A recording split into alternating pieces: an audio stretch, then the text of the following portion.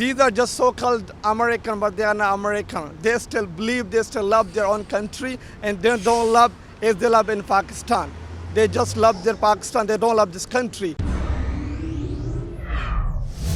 David Menzies for the Rebel.media here in Washington, D.C., and I have come across an individual. If you've been watching our truck video, you might recognize him. He's the one being addressed by the police. His name is Noros Khan, and he was at the event on Sunday night in which Prime Minister Khan he was treated like a god. He had about 30,000 boisterous, enthusiastic supporters here at the Capital One Arena in Washington, D.C.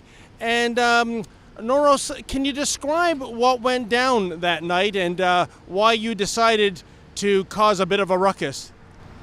Yes, sir. I will tell you, I will clear one thing. I came to Balochistan in 2015. I'm a human rights activist. So what made me to go there, our people are being killed, our people are being abducted, and our villages are being burned by Pakistan, by Pakistani military.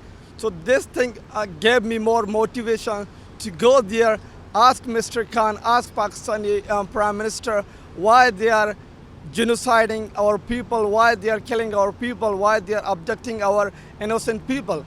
And so when you were in the Capital One Arena, sir, what was it that you started to say that attracted police attention? We just say, please release our missing person and don't abduct our people. Leave, clear your checkpost from Balochistan and leave our land and give us our liberty back. And were there people that were, pro-Pakistan supporters that were upset with your remarks? They were pro-Pakistani and anti-American, and they were upset. They start cussing on us, and they were trying to beat us, and they kicked one of my friend. And then Pakistani police came there, Imran Khan's security guard. They tried to beat us. After that, American police came. They gave us respect, and they took us outside. But those Pakistani, those people were there, they were using bad words against us. Now, two things you said I found very fascinating, Noros. One is that these people acted violently.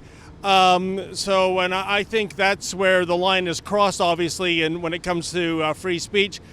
Secondly, you described those people as being pro-Pakistan, anti-American, yet these were Americans of Pakistani origin, correct? Correct. These are just so-called American, but they are not American. They still believe, they still love their own country, and they don't love as they love in Pakistan. They just love their Pakistan, they don't love this country. They just eat and sleep and make money, send them back to Pakistan. They are doing here for a long time. You know, this must make a lot of people like yourself, people who are patriotic Americans, just absolutely seething with rage that you'd have these fifth columnists living in America, enjoying Americans' freedoms, maybe taking advantage of the American welfare system, and yet they hate America. Yes, absolutely. This, as I told you, I came here in 2015. America gave me shelter, gave me food, and gave me my future, what I wanted. So I love this country, but they came here, they never loved this country, and they don't love this country in future too. And they are, I will tell you, they are racist, and they just only love like so-called Muslim back Pakistan. That's what they love, that's what they believe. And they don't believe in freedom of expression and freedom of speech. That's what we were doing there. We were not violent, we were showing our opinion. Were they arrested, any of the people that acted violently to you? We are in back Pakistan. In the arena that day? The Pakistani police was trying to arrest us, but luckily we are in this country. They respect the freedom of speech. Though they didn't arrest us, they just took us outside. You mean there was Pakistani police at the event here in Washington? You can see the video. The Pakistani police came there, they showed their badge, and they were telling us, we're gonna kill you. We are 30,000 people, you guys are only 3 people. it would seem to me that they're kind of out of their jurisdiction. Absolutely. You can say and that's how they want to do. But luckily we are in this country. We have our freedom.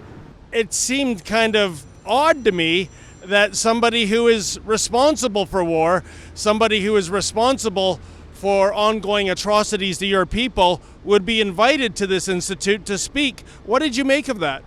I was shocked. I was shocked when Imran Khan got invited in this country, and I was shocked when Imran Khan was coming to USIP. And I don't think so. What I think, Imran Khan and team of Imran Khan making fool this country, making fool these people, because this is not good for them. And those people are killing not only Baloch people, Pashtun, Sindhi, other minorities in Pakistan. They are being killed by those people, and how they will bring in this country and this region. And I'm curious too, sir, do you have any theory as to why so little is said, why there is so little international condemnation of Pakistan? They are Muslims, of course, as are the victims, your people. But is there maybe a prevailing self-censorship out there when it comes to criticizing anything Islam, because nobody wants to be accused of being Islamophobic? Yes, sir, definitely. Like, we are Baloch people, we are liberal, and we are not that kind of extremist. And absolutely our young generation is more than liberal than our old people. They love liberty, they love freedom of expression, even from the religion or from the nationalism or from other sectors. But when you see the Pakistani perspective, when you see the Pakistani side, we are not allowed to use the freedom there, free media there. Even we cannot use our social media freely. Even I'm in here in the West and America, sometimes I'm scared to use my Twitter account. So in other words, you are the type of Muslims Western nations should be embracing and helping. You're all about more freedom as opposed to less freedom, which is what the Pakistani regime is all about. I respect the West freedom. I respect this freedom, and I expect them. They should understand. They should understand us, how we respect this freedom, how we respect this country, and how we respect the West. So I expect more from them. Hey folks, at The Rebel, we believe that this kind of journalism is very important, but it does not come cheap. Our flight to Washington and the cost of the truck rental cost more than $4,000. So if you can, please chip in a buck or three by visiting handsoffbalochistan.com. That's handsoffbalochistan.com. Make a donation, sign the petition, and we thank you sincerely.